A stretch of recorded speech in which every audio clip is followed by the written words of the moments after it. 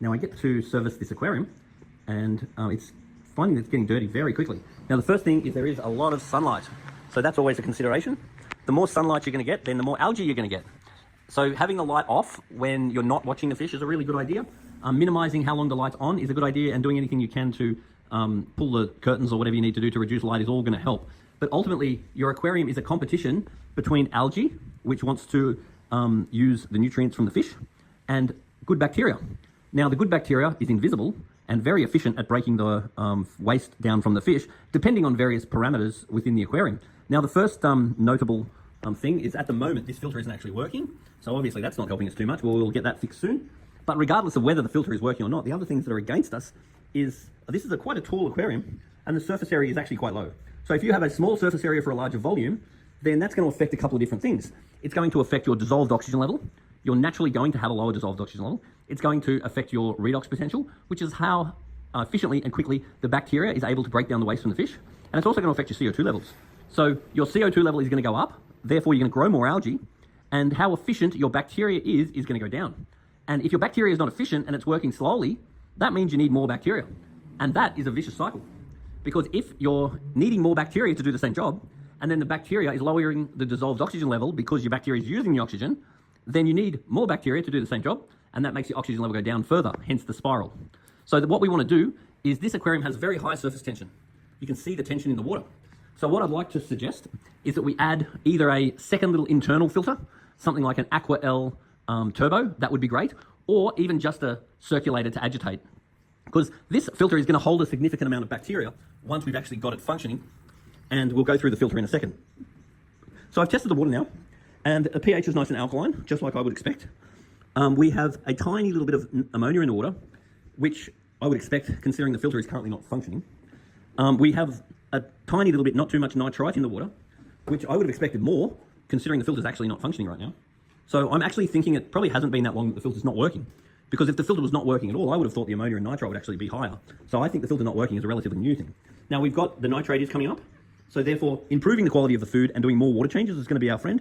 Now the KH was about 12, which is about the maximum that I want it to be. So when we do a water change today, we're not going to add any carbonate.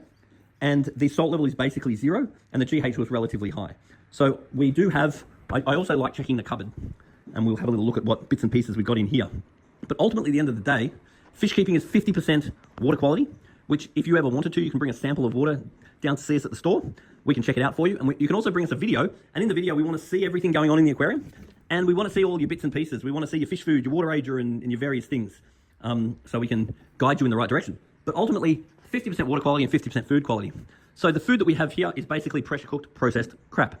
I am very, very biased now into food quality. The food that I would be recommending is this one. This is Spectrum's probiotics. Now, not only is this set at the absorption rate of the fish, but it's got a probiotic bacteria in the food, which means that when the fish poo, the bacteria in the poo physically eats the poo. So I find this food keeps the tank very, very clean and the fish very, very healthy.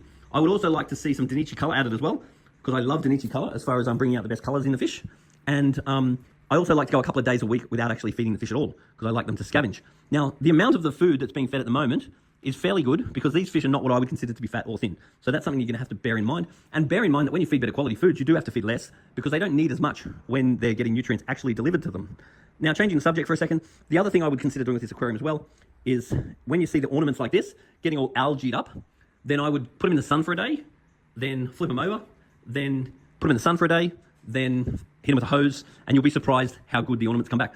Now, the other thing I would be very aware of with fish keeping as well is the way fish keeping works as far as managing expectation goes is you set a tank up, you make it look really good, you love it for about a year, then you like it for a year, then you've sort of seen it. And if you get to the point where you can walk past your tank without looking at it, I would be brutal in swapping stuff around. So whether that means swapping some decorations, changing some fish, whatever you've got to do to make it new and interesting is a really good thing. We've got some fish food that I'm going to suggest we upgrade. We have some test kits, which is very good to see, assuming they're not too old. We have some Algae Fix. Now, I will tend to use Algae Fix if my water is not clear. I won't tend to use it just for algae.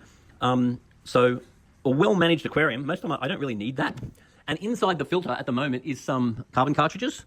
So it'll be my advice to throw them out and replace the carbon cartridges with polyfilter. So polyfilter will absorb anything impure out of the water without removing anything good from the water, and will go a long way to sort of polishing this aquarium up. Now, pH down is something that I don't ever think you need in Sydney.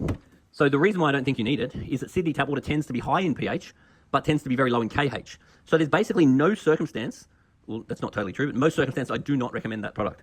Neither do I recommend pH up, because pH up will raise the pH, but in Sydney, I will always want to use a KH up. So I will only use that one. Now this one will raise the KH and the pH will be balanced by the KH, because the KH is a buffer to the pH. So this product here I will use. At the moment, I'm not going to use it because our KH is on the high side. If the KH starts getting below 4, then I probably top that up when I do a water change. Now, AmGuard is a product that is quite good to have in case of emergency, such as the filter turning off and having ammonia in the water. But for typical use, I don't need that.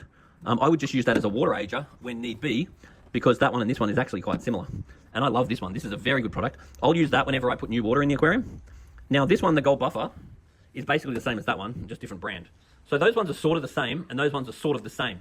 So if you want to age water to get rid of chlorine and stuff, or you want to detoxify ammonia and nitrite, then these are your friend, and they can be used sort of interchangeably. Normally I would just go with that one and then one of these ones. Now, Blackbeard, it's a pretty good product, but for this sort of circumstance where we don't have live plants anyway, it's probably not what I'd be going for.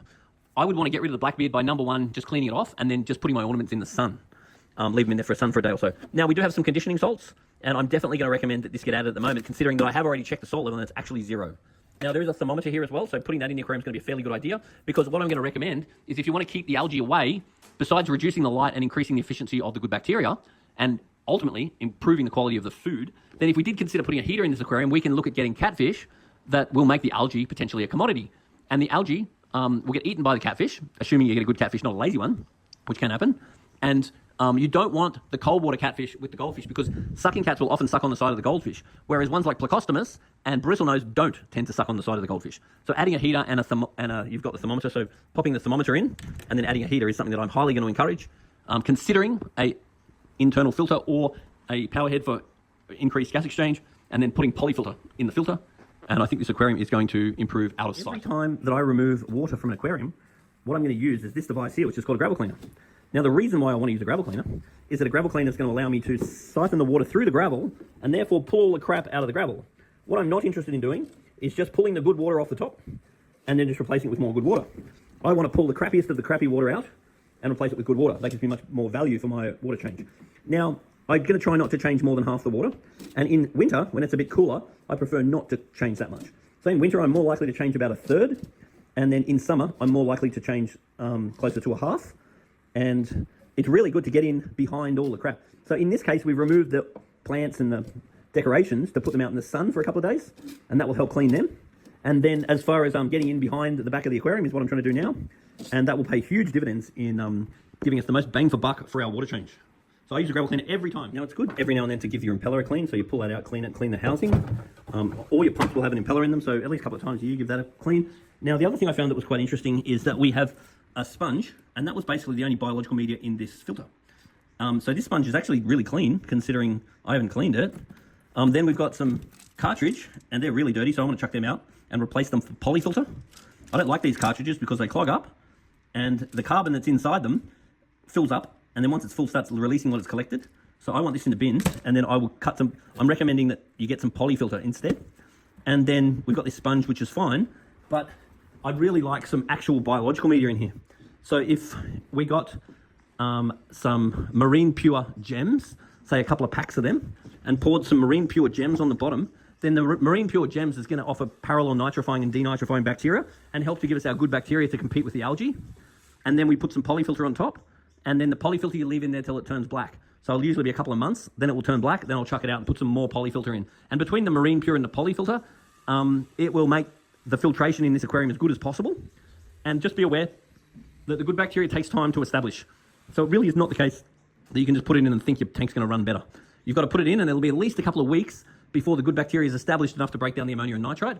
And then it will be even potentially a couple of months before the denitrification really kicks in. So you need to give it time.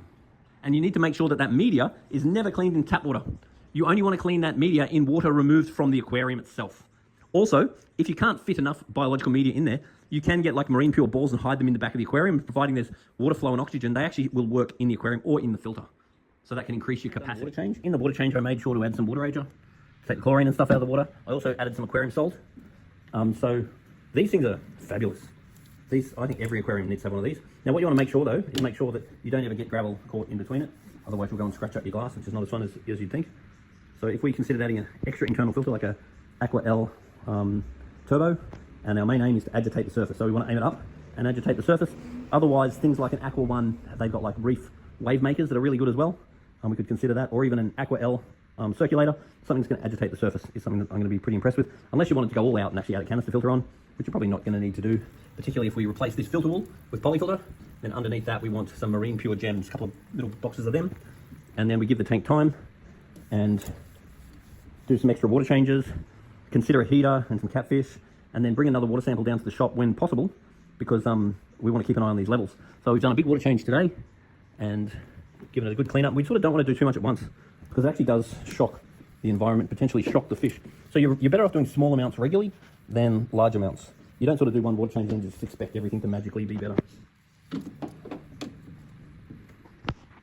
Be aware of with goldfish is the fancier your goldfish are, the more recessive genes they tend to have. So these really fancy guys, they look pretty cool, but I sort of think they look cooler if they're somebody else's, because goldfish are not a naturally bred fish. The original goldfish looks nothing like our modern goldfish, which means they're full of recessive genes, which means a lot more goes wrong with them.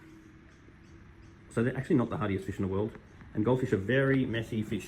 So good quality food is really the secret to goldfish, and also managing your expectations, because even if you're an expert fish keeper, you are still dealing with fish that inherently have more problems.